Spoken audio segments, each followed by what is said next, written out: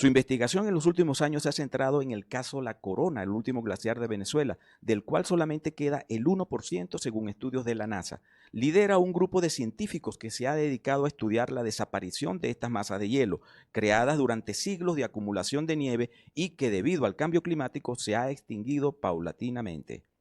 Bienvenida, amiga Alejandra. Ha sido un placer, ¿verdad?, que estés con nosotros aquí. Muchas gracias, Robert. El placer es mío. Me encanta este programa y tú sabes que admiro mucho toda tu labor conservacionista y naturalista. Gracias, gracias. Y es recíproco la admiración que siento por usted y su trabajo también, que ha sido es muy interesante. Y está ahí en proceso, digámoslo. Está en proceso, a pesar de que en efecto hemos perdido nuestro último glaciar, ¿verdad? Mm. Y como estaba diciendo la canción de Jorge Drexler, eso sobre todo nos afecta de un modo emocional. Tú te debes acordar, como yo me acuerdo, cuando la Sierra Nevada de Mérida tenía sus glaciares que los podíamos ver desde la ciudad Ujú. Sí. y hemos ido perdiendo uno a uno.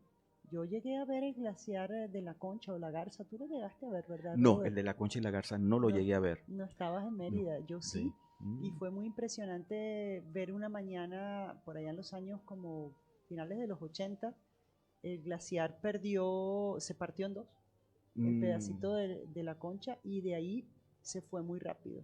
Y después vimos desaparecer el Bolívar, que terminó en el 2022 de desaparecer el Sí. último pedacito. Ujú. Que por cierto, yo vi ese día, para mí fue algo un poco tristón y especial porque un amigo estaba haciendo observación y él publicó en las redes en la mañana una foto del glaciar que todavía quedaba algo Una del glaciar manchita. del norte, una Ujú. mancha. Y a la 1 de la tarde él vuelve a salir y no ve la mancha. Y entonces él publicó y nos hace preguntas a todos los que estábamos conectados que si era verdad lo que estaba él viendo. Y bueno, sí, ese día se desapareció el glaciar por completo. Claro, a veces es difícil saber, eso es una cosa que me pregunta mucho la gente, ¿no? Si viene una nevada, ¿se va a recuperar el Mm. glaciar? Porque uno puede confundir la nieve con el hielo del glaciar, sobre todo desde aquí abajo. El hielo glaciar es muy distinto de el que se puede estar formando cada vez que nieva, que Mm. puede haber una pequeña helada. El hielo del glaciar es producto de siglos y milenios de glaciación. Sabes que la Tierra pasa por unos periodos glaciares y unos periodos interglaciares. Nosotros estamos en el interglaciar, es decir, es un momento en que la Tierra es naturalmente un poco más caliente. Y si miras atrás unos 20.000 años, el clima era muy frío y cuando caía nieve, caía tanta nieve que se acumulaba y por su propio peso empieza a crear un material de hielo que es bastante distinto del hielo que tienes en una Mm. nevera, ¿no? Tiene como otra estructura cristalina. Entonces los glaciares están hechos, es la primera cosa que debemos saber, son remanentes de esa época glaciar.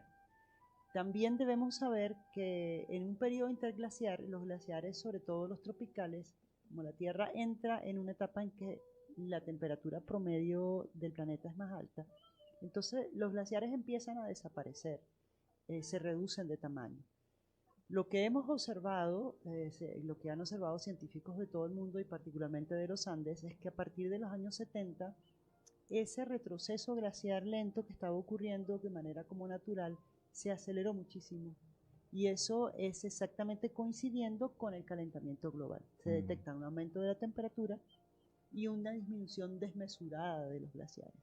Entonces, son dos cosas que hay que transmitir. Una es que, si bien los glaciares estaban retrocediendo, el proceso se aceleró y ni siquiera podemos saber exactamente cuánto se aceleró.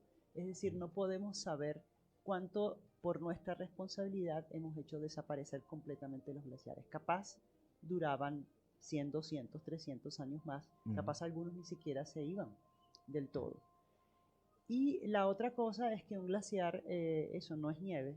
Cada vez que nieva, como ahora tuvimos las nevadas tan bonitas la semana Mm. pasada, cada vez que nieva vamos a ver dibujarse de nuevo, ¿no? Como la silueta de los glaciares, porque la nieve cae ahí donde ellos estaban, pero el glaciar no se puede recuperar, eso no se puede hacer.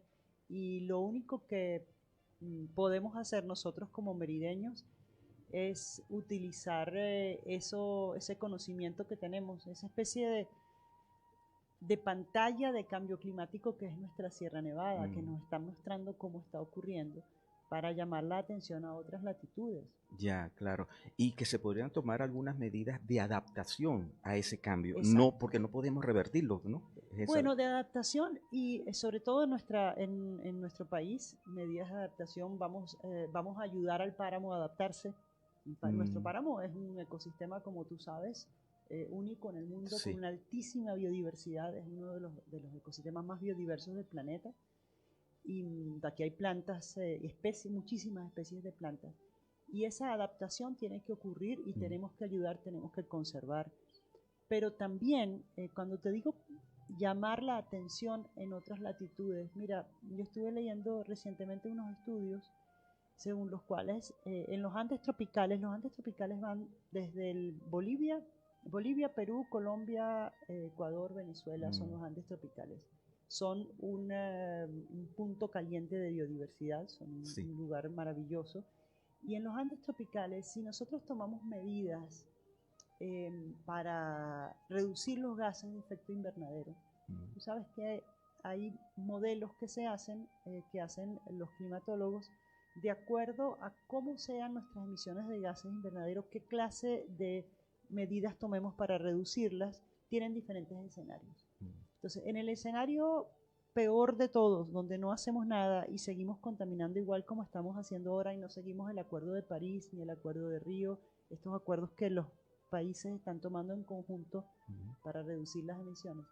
Si no hacemos nada, a finales de este siglo tendríamos en los Andes tropicales solo el 50%, perdón, solo el 3% de los glaciares que tenemos hasta ahorita. Es decir, van a desaparecer prácticamente todos. 3% si seguimos si seguimos como estamos. Hay ya pruebas de esa relación. Esos son modelos que se hacen. Ya, son modelos, claro. tú modelas la atmósfera, modelas el cambio de temperatura, estimas cuánto eso reduce los glaciares en base a lo que has estado midiendo aquí en Perú, en Bolivia, en Colombia, en Ecuador. Sobre todo se hacen muchos estudios de glaciares en países que tienen más glaciares que nosotros, no tenemos glaciólogos. Pero por otra parte, en el mejor de los escenarios, si nosotros tomamos medidas urgentes extremas de reducción de gases y logramos que el planeta entonces se mantenga por debajo de 1,5 grados de calentamiento, que es lo que se espera, es lo que sabemos que podemos lograr, es la medida más extrema que requiere como más sacrificios a nivel económico, a nivel de desarrollo. Pero si nosotros hacemos eso, a finales de siglos todavía tendríamos el 50% de los glaciares. Entonces compara 3%, que es prácticamente todo el mundo oído, toda la cordillera blanca de Perú, que es una cosa enorme, y compara con el 50%, que quiere decir que te quedan la mitad de los glaciares.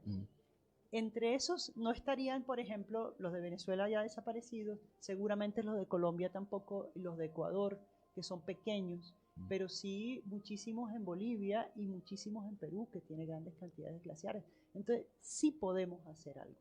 Claro, sí podemos como para detener eso, porque para detener o aminorar un poco aminorar la velocidad, sí, porque sobre todo porque hay lugares donde efectivamente los glaciares pueden ser importantes para las cuencas. En nuestros países no. En Venezuela el glaciar se desaparece y el agua es la misma. Es la misma, claro. Claro, imagínate un glaciar que lo que tiene son unas poquitas hectáreas, comparados con los miles y cientos de miles que hay de montaña donde llueve y se va acumulando agua. Nuestra agua viene de la lluvia, no viene de los glaciares. Estamos en los Andes húmedos. Claro. Un glaciar es muy chiquito. Por eso yo te iba a hacer esa pregunta, porque en una de las publicaciones tuyas, creo que es una publicación, hablas de que estos glaciares alimentan, por ejemplo, las cuencas y las lagunas que están solamente el 30%. No, muchísimo menos. Menos Robert, que eso. Muchísimo menos. Los glaciares de los Andes en general. En los Andes un glaciar contribuye, en los lugares donde más contribuye, por ejemplo, en Chile, en Argentina, que hay esas enormes extensiones de glaciares, puede llegar a ser el 10% del caudal del río. Lo que es importante es que en una época de sequía, suponte esas enormes sequías que están ocurriendo en Chile y en Argentina, entonces el glaciar ayuda primero a retener la nieva y se detiene sobre el glaciar porque está fresquito. Claro. Entonces ayuda a retener más la nieve y ayuda a soltar el agua poco a poco. Entonces en épocas de sequía, cuando no llueve, el glaciar puede llegar a ser el 30% del caudal del río, puede provenir de deshielo glaciar. Pero eso es en las zonas donde hay muchísimos glaciares. En nuestro país eso nunca llegó a ser un porcentaje medible, No. porque el glaciar del Pico Humboldt alimenta en parte la Laguna Verde, pero apenas cae una de esas torrenciales lluvias que nos caen a nosotros aquí, la cantidad de agua de derretimiento glaciar es despreciable. Ya, claro. Eso no es O así sea, en otras latitudes. o sea, mucha gente tiene el temor de que, especialmente donde yo vivo, porque Ujú. el glaciar, todo el agua que tenemos allí viene casi todo de esa zona, ¿no? Ujú. De la área del glaciar, de la corona, que dicen y tienen el temor de que si desaparecen los glaciares nos quedamos sin agua. Eso Eso no es no es cierto y cierto. eso no va a ocurrir y eso es parte de, hay que tener cuidado con esa especie de mitos que surgen porque todos los glaciares son distintos. Las zonas eh, climáticas, digamos, de nuestros Andes son muy diversas. Entonces Ya, lo que ocurre aquí no es lo mismo que ocurre en Bolivia, en Perú, en Ecuador. ya, ok, Aquí los glaciares no tienen una contribución notable a las cuencas. ya. Ninguna. Bien, vamos a hacer una pausa Sí. y regresamos con una pregunta que te quiero hacer sobre la vida en los glaciares. Que hay no sé, tengo que entendido que hay algo de vida allí y si esa vida está desapareciendo con los glaciares. ¿Ok? Bueno, no se aparten de nuestra sintonía, ya regresamos. El fascinante mundo natural espera por ti. Seguimos disfrutando de Pasión por la Naturaleza.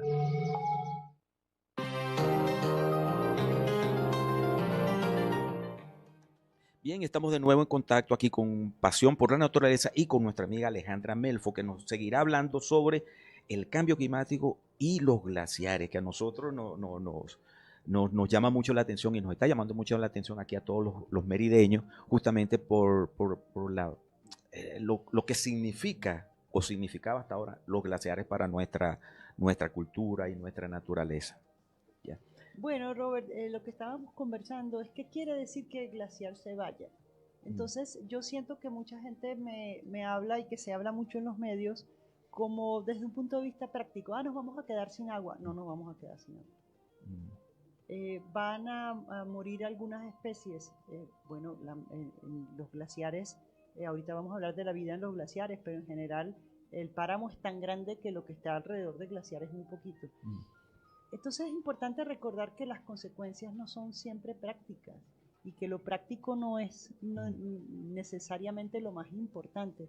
Para Mérida perder sus glaciares es perder una parte de su identidad y eso hay que tomarlo en cuenta. Claro. Y eso hay que recordarlo siempre. Estamos perdiendo una cosa que era parte de nuestra ciudad, de nuestra ciudad y toda nuestra región, ¿no? La ciudad de las nieves eternas.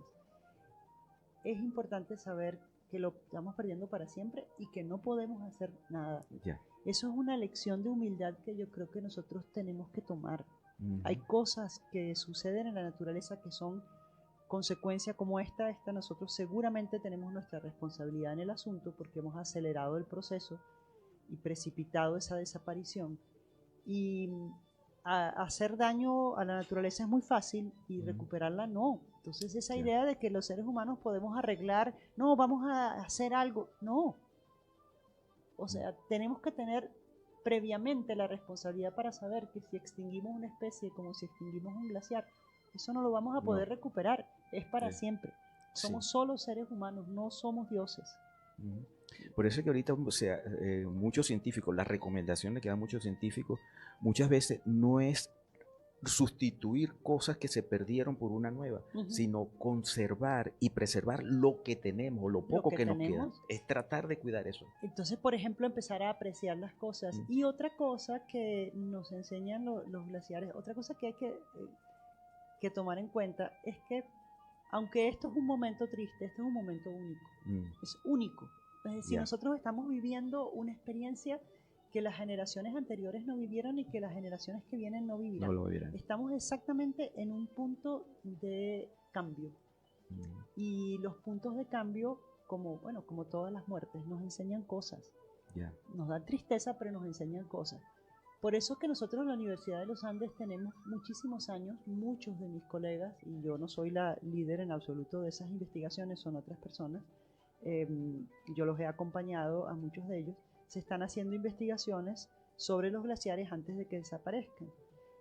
Más o menos todo empezó en el año 2012-2013 con Andrés Yarzábal y María Mercedes Boll del grupo de laboratorio de microbiología de la Universidad de los Andes, que ellos empezaron a estudiar los microorganismos que viven en el hielo, porque en el hielo hay microorganismos dentro.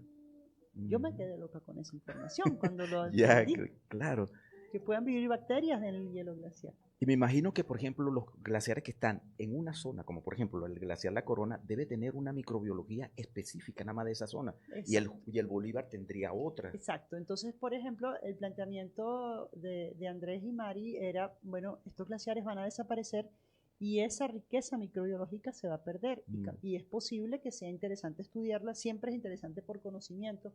Puede haber aplicaciones biotecnológicas. Dijeron, vamos a hacer una colección de esas bacterias antes de que desaparezcan. Hicimos una colección, de hecho, hay cepas del pico Bolívar y del pico Humboldt. Lo que pasa es que se hicieron estudios, se estudió qué eran, se cultivaron, se consiguieron algunas especies interesantes que se estudiaron, pero sobre todo la idea era preservar eso para que en un futuro alguien pudiera encontrar esas cepas y estudiar qué clase de organismos interesantes, útiles, pudiera haber allí. El problema es que, bueno, entonces vino la crisis y esos microorganismos se deben preservar congelados en neveras que funcionan a menos 80 grados centígrados. Y si tú tienes un apagón de una hora, menos 80 grados centígrados, en 10 minutos se convierten en menos 70 y en 15 se convierten en menos 60. Y cuando empezaron a dañarse las plantas, o cuando empezó a escasear la gasolina, no se pudo garantizar que la colección, que además estaba repetida en 3 de estas superneveras de la facultad, se preservara. Y nosotros no sabemos si esa colección en realidad se perdió o si algunos de esos microorganismos todavía se pueden recuperar. Tú lo que haces es que los sacas del frío y los revives y los estudias. Los que no hemos tenido ni tiempo ni recursos para sentarnos a ver cómo está la colección, y personal tampoco, porque tú sabes cómo está la cosa en la universidad. Pero los que hemos tratado de recuperar no se han logrado. Entonces es posible que esa colección se haya perdido. Y estamos enfrente de una pérdida de una biodiversidad que no la conocemos por completo, porque ahí seguramente, como habíamos dicho, hay vida, hay en ese glaciar una microbiología específica de cada cumbre. De cada cumbre, exacto. Entonces, si desaparece, listo, no sabemos qué cantidad de vida se ha estado perdiendo. No sabemos. Y además hay que tomar en cuenta que también un glaciar no es solamente el hielo, ¿no? El glaciar es un ecosistema, es parte de la criósfera, es un ecosistema frío que está el glaciar y todo el entorno periglaciar, que depende de que allí haya ese hielo, de que haya esa temperatura, de que haya esos pequeños flujos de agua. O sea, en el entorno del glaciar, el glaciar es muy importante para las plantas, los animales, los hongos, todo el mundo que vive allí. Entonces, cuando un glaciar desaparece, es un ecosistema entero que cambia y cambia por otro. Y ese es el otro gran estudio en el que yo he estado involucrada, que es el estudio de cómo ocurre lo que se llama la sucesión primaria cuando el glaciar desaparece. Queda la roca allí y tú vas, no sé, unos años más tarde y ya en esas rocas hay líquenes, que son estos organismos que pueden vivir en cualquier lado. Y vas más tardecito y en esas rocas empiezan a haber musgos, que son esas plantitas que no tienen ni raíces, que pueden crecer casi en cualquier lado. Y esos musgos y esos líquenes se asocian y se va creando suelo, que a lo que el glaciar se va y lo que hay es roca, el suelo no está. Se crea tierra, en la tierra empiezan a vivir plantas, las plantas se apoyan de las zonas donde están estos musgos y estos líquenes que dejan materia orgánica, y luego vienen los animales. Entonces se va formando un ecosistema nuevo. Eso se llama la sucesión primaria. Secundaria es cuando tú, no sé, se quema por ejemplo, se quema un potrero y luego nace plantas nuevas. Pero ya había antes vida allí. Primaria es cuando antes no había nada. La sucesión primaria es muy difícil de ver y de estudiar, porque este planeta está todo cubierto de vida. Una zona donde no haya vida y que la vida colonice la roca es bien difícil. Entonces eso lo vimos como una oportunidad. Vamos a estudiar eso. Claro. Y ahí, por ejemplo, en esas zonas que quedaron libres de glaciar, esa vida nueva que está surgiendo no tiene nada que ver con la vida que se está perdiendo en el glaciar, ¿no? No sabemos eso. No sabemos eso porque es posible, y eso es una cosa que queremos estudiar y que estamos estudiando, es posible que algunos de esos microorganismos se adapten y pasen a formar parte del nuevo ecosistema, porque tú sabes que las bacterias son importantísimas para las plantas y para los ecosistemas en general. Sin microbiología no hay vida, porque son ellas las que ayudan a las plantas a fijar el nitrógeno del suelo, por ejemplo, entre otras cosas. Entonces, no sabemos si esas bacterias participan. Eso es una de las cosas que queremos saber. Que quieren saber, claro. Sí. Y otro detalle es que en los glaciares, por ejemplo, lo he visto aquí en las alturas, después de 4.000 metros, ha ido desapareciendo. Y la vida que está sustituyendo a eso, por ejemplo, los líquenes, los musgos, crecen hasta cierta altura. ¿Hay una altura que ellas no sobrepasan? ¿O eso no? Bueno, sí. Lo que pasa, fíjate que allí, en la montaña tenemos unas diferencias. Las más claras de ver son de temperatura. A la medida que vas más arriba, pues está más frío. Como el planeta se está calentando y las montañas se están calentando muy rápido, por cierto, cuando el resto del calentamiento global es algo así como 0,1 grados promedios anuales, en los Andes son 0,3, o sea, es el triple. Aquí se está calentando más rápido. Entonces, a lo que tú calientas, las plantas que vivían y los seres que vivían más abajo, las plantas, los líquenes, los musgos, que vivían a cierta temperatura, ahora pueden subir la montaña.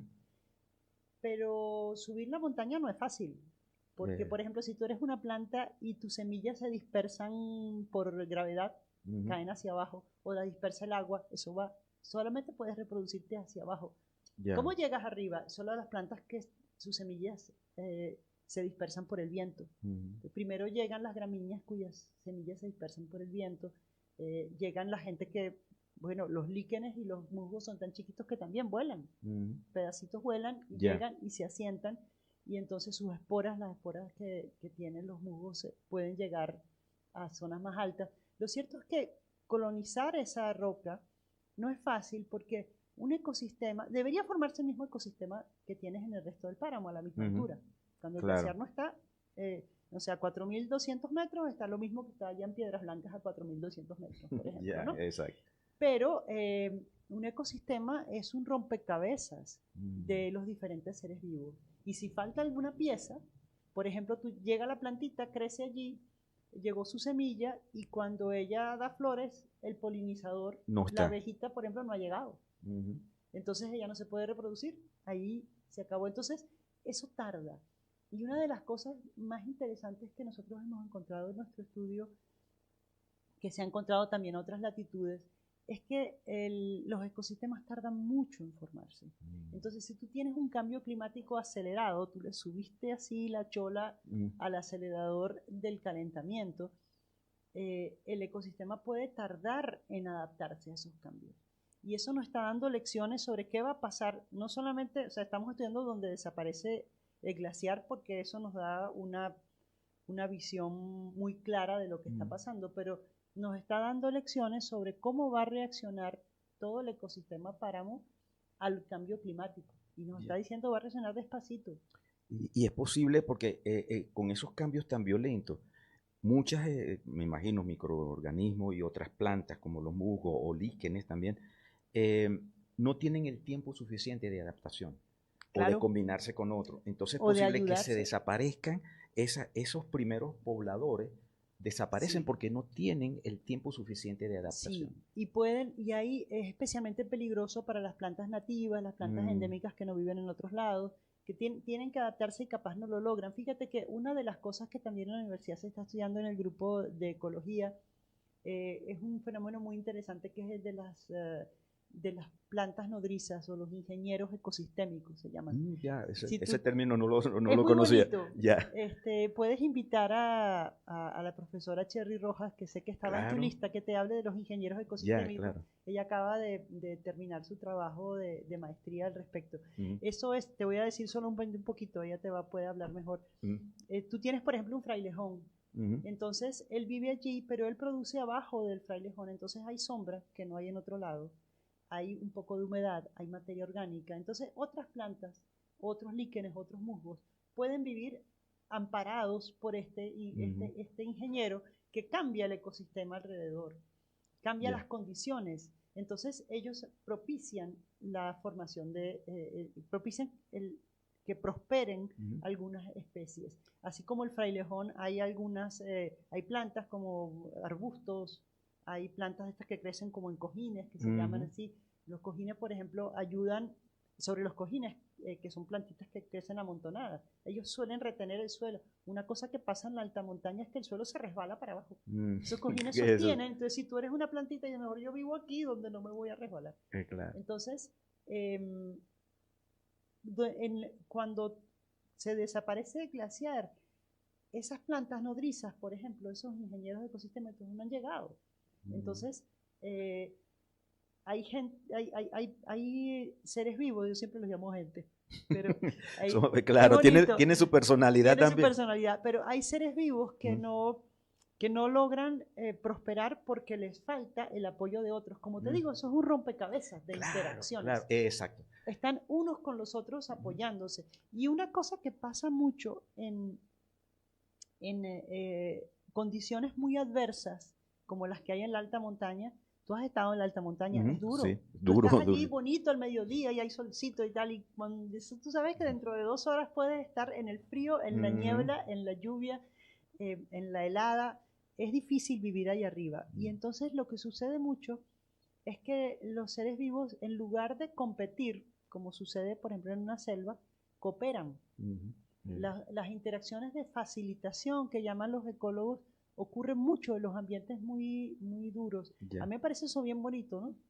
Seguro, es como sí. una lección también para uno. Exacto. Y eso es lo mismo que eso se ve en la sociedad humana también. Las condiciones se ponen malas y la gente se apoya. Claro. Y se ayuda, ¿sabes? Sí, hacer la cola de la gasolina, buscar los antibióticos. Bueno, eso ocurre en las condiciones adversas de un frente de retroceso glaciar. Hemos encontrado interacciones de facilitación, o sea, donde crece esta planta, prospera mejor la otra que está al lado. Se ayudan. Sí, mira, ¿y tú crees que eso se puede hacer? O sea, por ejemplo, se puede acelerar desde el punto de vista técnico, desde el punto de vista humano, científicamente hablando. O sea, esas interacciones, porque lo que tú me estás diciendo, todas esas interacciones se hacen de forma espontánea y natural. Sí. Que eso, ellos mismos van buscando esa colaboración y con tiempo. Mira, sí se puede hacer con mucho cuidado. Lo primero que tienes que hacer es estudiar muy bien qué pasa. Y eso estudio es largo, es difícil y recién se está haciendo. O sea, en Venezuela hay científicos que dedicaron su vida a la ecología de los Andes tropicales. En la Universidad de los Andes ese conocimiento está allí. Pero más que intervenir, hay que empezar primero por desintervenir. Por ejemplo, si tú quieres proteger un humedal, uno de los ecosistemas más importantes de los Andes son los humedales, son los que nos dan agua. Sí, son eso ellos. Es claro. Tú lo primero que debes hacer es poner una cerca para excluir el ganado, como hizo la comunidad en Gavidia, que tienen un proyecto bien bonito con el proyecto Páramo. Vamos a no dejar que las vacas lleguen al humedal porque lo dañan. Entonces, primero, tratar de no hacer daño. Entonces, no tirar una carretera nueva, proteger nuestros parques nacionales, no permitir, o sea, nuestra legislación de parques nacionales es maravillosa. Claro. Nosotros tenemos estos glaciares en el medio de un parque nacional, eso no sucede en otros países fácilmente. Y están bien separados, ¿sabes? Y están, no sé, simplemente, por ejemplo, si tú vas para Colombia, qué sé yo, al páramo de Berlín, tú has ido para allá, has pasado en autobús por ahí no hay un frailejón por todo eso. ¿Por qué no hay un frailejón? Porque eso no es un parque nacional. Ya, lo han donde destruido. hayas impedido que la gente destruya y queme. Entonces, lo primero que tienes que hacer es proteger. Claro. Y en Venezuela, como te digo, tenemos una muy buena legislación. Lo que hay que hacer es ponerlo, asegurarse de que se cumplan. Exacto, ponerlo en práctica. Lo segundo que tienes que hacer es monitorear a ver cómo están ocurriendo las cosas. Allí tenemos un problema. Nosotros teníamos estaciones climáticas. Por ejemplo, tú quieres luchar contra el cambio climático, tienes primero que medirlo. Claro. Aquí había pluviómetros en todos los Andes. Ahora no hay. No hay. Mira, solamente quedan unas estaciones en La Toma y la estación del aeropuerto. Y hay otras estaciones pluviométricas que recientemente se han instalado, pero esos datos no están públicos. Deben estar públicos. Deberían, para que todo el mundo los pueda usar en pro de la... Entonces, hay que recuperar todas las estaciones meteorológicas. Hay que apoyar a la gente que está haciendo un monitoreo climático. Aquí hay proyectos de monitoreo climático que se siguen en la universidad y en otras partes que hay que apoyar. Esta es una gente que son profesores universitarios, pues. No tienen sueldo. Hay que apoyarlos. No tienen sueldo, lo hacen por amor al arte. Seguro, sí. Y es difícil. Entonces, hay apoyar el monitoreo y hay que comunicar, que eso es la labor que, como te digo, que estás haciendo tú, que es tan importante. Hay que mantener al público informado. Claro. Las personas de los Andes quieren a sus montañas. Yo creo que la mayoría de la gente es gente generosa y buena que quiere proteger las montañas y que de repente no sabe el daño que puede hacer cuando se va con una moto para la montaña. Hay que decírselo. De repente no sabe que no solamente hay que proteger al oso frontino, que es un animal hermoso, cuchi y mamífero, sino que hay que proteger a las ranitas, a los grillos, a las plantas. Y de repente también es muy importante el conocimiento, crearlo y difundirlo. Eso. Por ejemplo, cuando tú dices, hubo una creciente, vamos a reforestar. Cuidado con reforestar. El páramo no tiene árboles, los árboles no es que no tiene, ahí están los coloraditos, hay especies nativas, pero tienen que ser primero especies nativas. Si tú pones pinos y pones eucaliptos, estás haciendo más daño que protegiendo. Que ya sucedió eso. Las gramíneas, los pastos, pueden ser más importantes que los árboles y como no son tan bonitos, tú no les haces caso. Cuando se habla de proteger, la primera imagen que te sale es un arbolito y un bosque. Es cierto, hay que proteger los bosques, es importantísimo, pero no te olvides de los humedales, de los pastizales, que son los que nos están dando agua aquí en los Andes. Entonces, primero el conocimiento y la difusión, para que eso llegue luego a la gente que toma decisiones políticas, que toma las decisiones de conservación, que son súper importantes. O sea, tienes que tener legislación y hacerla cumplir. ¿Cómo? Apoyándote en el conocimiento y utilizando la divulgación para que la comunidad tome las medidas que puede tomar un ente gubernamental, tienen que estar insertas en la comunidad para que la comunidad las entienda, las respeta y las siga. Yo no conozco a nadie que viva en el páramo que quiera dañar el páramo, pero a veces no saben. Exacto. Entonces, el conocimiento y a veces le dan conocimiento que ellos creen y lo hacen, o sea, como por ejemplo replantar. Llevan plantaciones, llevan árboles que no son de la zona, y lo que están es haciendo un daño. Están haciendo un daño. Tienen buen propósito. Y a veces, porque no escuchan a la comunidad, porque a veces la gente de la comunidad sabe, pero si aquí no había nunca esos árboles, ¿por qué quieres poner esos árboles? Hay que escuchar. Hay que escuchar. Y entonces eso es un proceso en el que tenemos que estar metidos todos con muchísimo respeto por los conocimientos de uno y de otro lado.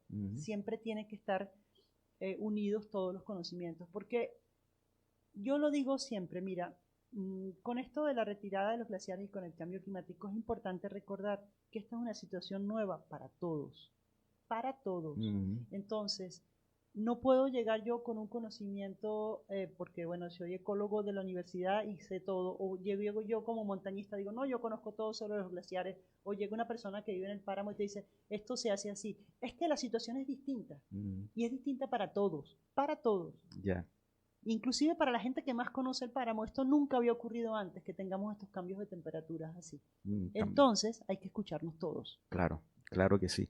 Y bueno, y esperar que, digamos, la primera acción que debemos tomar es aceptar lo que está sucediendo. Aceptar lo que está sucediendo. Y no buscar dónde están nuestras responsabilidades y nuestros alcances, porque hay mucho que podemos hacer, como te digo. 50% de glaciares perdidos frente a 3% es una cosa enorme.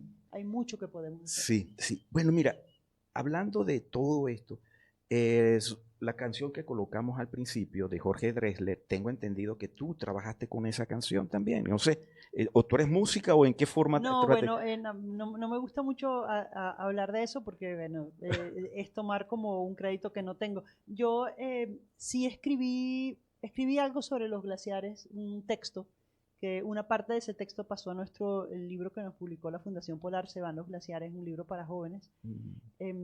Pero el texto original era una cosa que me impactó mucho cuando yo subí al glaciar de Bolívar. Y eso, Jorge Drexler es mi primo, él lo leyó y dijo, qué bonito, prima. Y a vuelta de WhatsApp me mandó la primera estrofa de la canción. Claro. Y por eso, a pesar de mi insistencia, yo aparezco como coautora de la letra, aunque en realidad solo una parte muy pequeña de lo que fue una inspiración. Una inspiración y una colaboración. Porque yo he visto o he oído la letra de la canción y habla mucho de es como una reflexión que hay que hacer ante eso que está sucediendo y aceptarlo, ¿no? O sea, Sí. sí, tenemos que A él le llorar. impresionó, sobre todo, que yo decía que había que despedirlos. Entonces, eso le pareció... Sí, sí. Bueno, los artistas son así. Yo no me considero un artista. Tal vez una fuente de inspiración. Ya, ok. La ciencia es inspiradora. Sí, sí. Bueno, Alejandra, lamentablemente hemos llegado al final de esta interesante conversación. Me encantó, ¿verdad? Todo lo que nos has dicho y los conocimientos que nos has dado a nuestros oyentes y a mí en particular. Eh, ¿Dónde se te puede contactar? ¿Tu página? ¿Tienes redes sociales? No, mira, yo no uso prácticamente nada de las redes sociales y siempre lo que... Bueno, ¿cómo se me puede contactar? No me Ya, gustaría aquí dar como mi teléfono públicamente, tranquila. O sea, pero pero nosotros estamos trabajando mucho en la universidad y siempre a través de esta cosa académica siempre ya. se me puede encontrar. Mi correo melfo@ula.b, me pueden escribir, preguntarme cosas, Ok. encantada les respondo. ¿Y hay una fundación a nivel latinoamericano o a nivel sudamericano? No Mira, recuerdo. existe, yo estoy trabajando ahora bastante en divulgación científica con un consorcio de proyectos Ujú. ambientalistas que se llama CONDESAN, Consorcio para el Desarrollo Sustentable de la Ecorregión Andina, CONDESAN. Ustedes van a condesan.org y hay una cantidad de información de divulgación, sobre todo, que estoy ayudando a producir. Ujú. Y los invito a que esa página es interesante que la visiten, y también la del proyecto de adaptación en las alturas. Ustedes ponen adaptación en las alturas Andes y les sale en nuestra página web. Ahí hay cantidad de información sobre proyectos que se han hecho y, por ejemplo, hay un librito de divulgación que produjimos sobre el Ya, último glaciar. perfecto. Se pueden bajar en PDF. Pues. Hay un video también sobre el último glaciar que lo hicieron con la Sí, gente de la productora Imago. Ajá. Nosotros Yo, hicimos, nuestro proyecto, parte del proyecto era divulgativo, y entonces, si ustedes van a YouTube y buscan Imago con Y, ellos ya. tienen, está un documental que hicieron que se llama, creo que se llama Los Andes después del hielo. Ujú. No estoy segura porque los nombres se barajan de un lado o del otro. Pero por ahí va el asunto. Sí, para ahí va el asunto. Si ponen el Claro. último glaciar venezolano y ponen Imago con Y, les va a salir nuestro documental. Perfecto. Bueno, muchas gracias, Alejandra. A ti, Y Robert, me encantó estar aquí. espero que haya otra oportunidad y sigamos Claro, hablando sobre este tema y otros más, seguramente que nos interesará mucho. claro que sí. Bien, en Fe y Alegría.